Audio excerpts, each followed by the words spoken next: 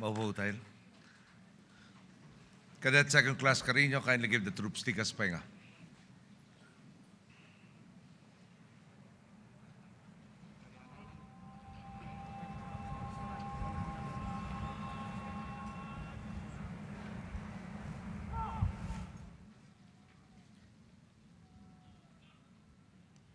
Vice President Jojo Marbinay, Ambassador Bill Tweedle, Secretary Voltaire Gasmin, Secretary Serene Almendras, General Manuel Bautista, Lieutenant General Catalino Larry del Cruz, Vice Admiral Jose Luis Alano, Major General Hernando Delfin Carmelo Iriberi, Vice Admiral Rodolfo Aisorena, Major General Oscar Lopez, Colonel Tirso Dolina, Retired Major General Jose Solquillo, Congressman Nicasio Aliping, Congressman Sherwin Gatchalian, Governor Nestor Fongwan, of course, Governor Joey Salceda, Mayor Bobon Perez, members of the Foreign Armed Forces Attaches present, Unified Commanders, other flag officers, and men and women of the Armed Forces of the Philippines, PMA Siklab Diwa Class of 2014 and the Cadet Corps Armed Forces of the Philippines, families and friends of the PMA Siklab Diwa Class of 2014, fellow workers in government, honored guests, mga minamahal ko pong kababayan, magandang tanghali na po sa inyo lahat.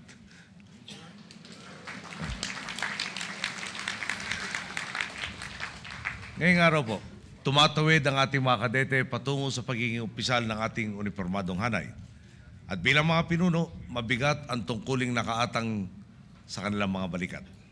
Ayon nga sa ating saligang batas, ang sandatahang lakas ng Pilipinas ay tagapangalaga ng sambayanan at ng Estado.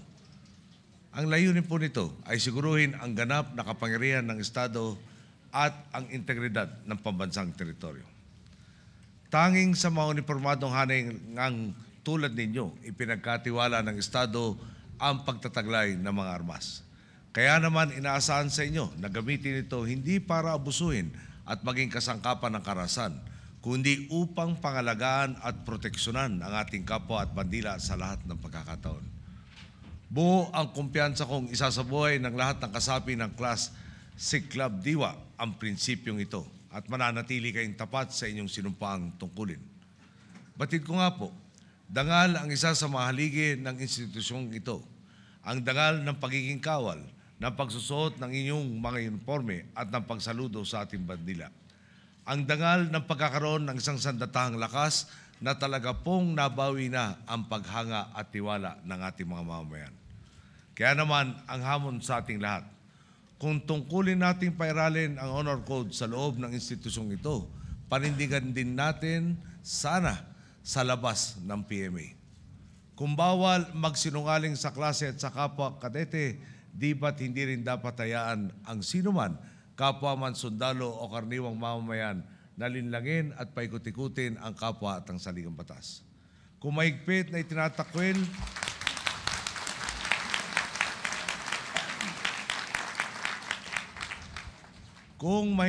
itinatakwil ang pandaraya sa mga pagsusulit, iwasan din sana ang panlalamang sa procurement ng mga armas at kagamitan.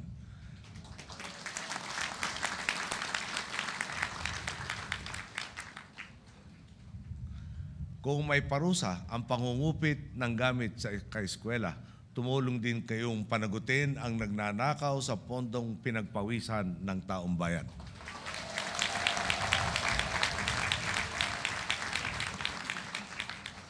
Apat na taong kayong hinubog ng institusyong ito upang isabuhay ang kagitingan, integridad at katapatan.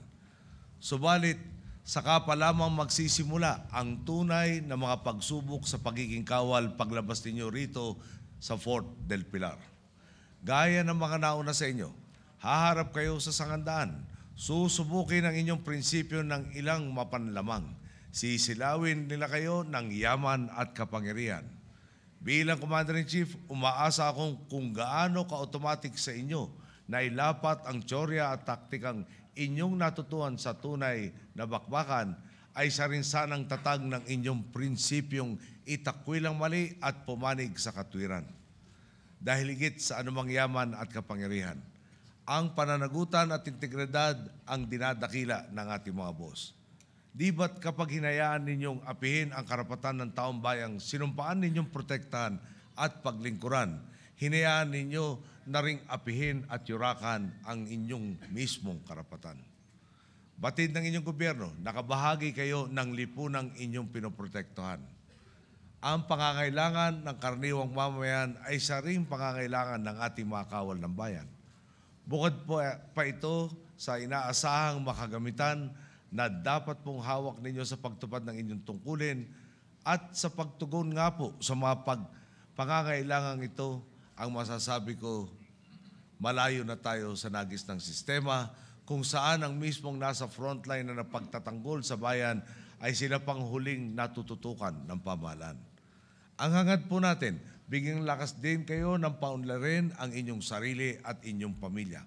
Patuloy tayong naglalatag na mga hakbang upang hindi kayo mapag-iwanan ng panahon sa kasanayan bilang sundalo at sa kakayahang itaguyod ang magandang kinabukasan.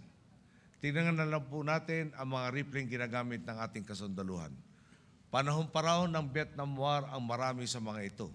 Ang good news, 63,000 na rifle para sa sandatahang lakas ang inaasahan nating mapa sa kamay na ninyo sa mga susunod na buwan.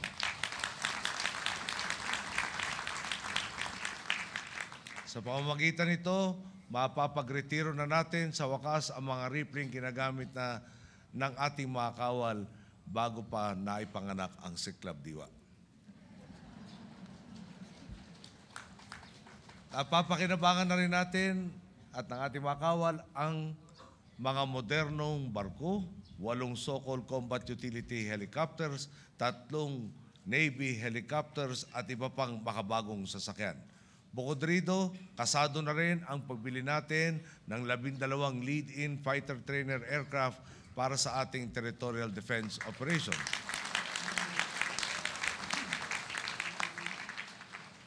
Target din nating makaronda na sa ating papawirin ang dagdag pang 8 combat utility helicopters na gagamitin din para sa search and rescue and disaster relief missions pagdating po ng 2016.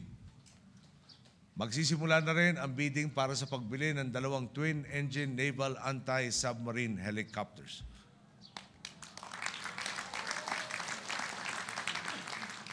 Bukod sa modernisasyon ng ating kasanduluhan, nariyan din po ang sinusulong nating programang pabahay. Sa ngayon po, nasa 54,449 na abot kayang tahanan na ang ating naipagawa para sa mga membro ng ating mga unipormadong hanay.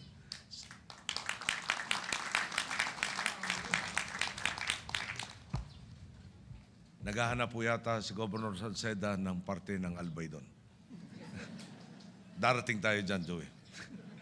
Sa pagsasanib puwersa naman ng Department of Agriculture, Department of Agrarian Reform, Department of the Environment and Natural Resources, Department of the Interior and Local Government, the Department of National Defense. Umuusad na rin ang ating programang pangkabuhayan para sa ating maaktibo at retiradong kawal. Sa proyektong ito, ang mga lupain sa 3 kampo militar, sa Fort Magsaysay sa Nueva Ecija, sa Camp Kibaritan sa Bukidnon at sa Camp Peralta sa Capiz ay magsisilbing bukal ng kabuhayan ng mga sundalo, gaya ng plantasyon ng kawayan, kape, kakao at palm oil. Tunay pong sa pagangat ng ekonomiya ng bansa, mas nabibigyan tayo ng pagkakataong suklian ang serbisyo ng ating mga kawal ng bayan.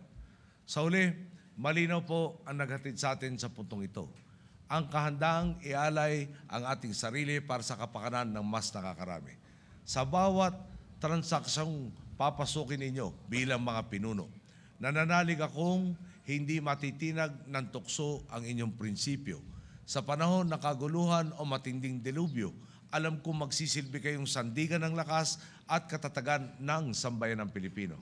Sa panahong malapit kayo sa peligro at malayo sa inyong pamilya, umaasa akong mangingibabaw ang inyong tibay, profesionalismo at tiwala sa poong may kapal. Ito po ang panawagan ko sa bawat kasapi ng Class Siklab Diwa. Itaas pa ninyo ang antas ng paglilingkod at integridad ng ating sandatahang lakas. Tiwala akong sa mga susunod na pagsubok na haharapin ng ating bansa, nariyan ang mga sundalong ikararangal ng lahing bayani sa diwang wagas. nagmamalasakit, nagsisilbi, at kasama nating humakbang tungo po sa pangmatagalang kapayapaan at kaunlaran para sa lahat. Maraming salamat. Maligayang pagtatapos sa inyo lahat.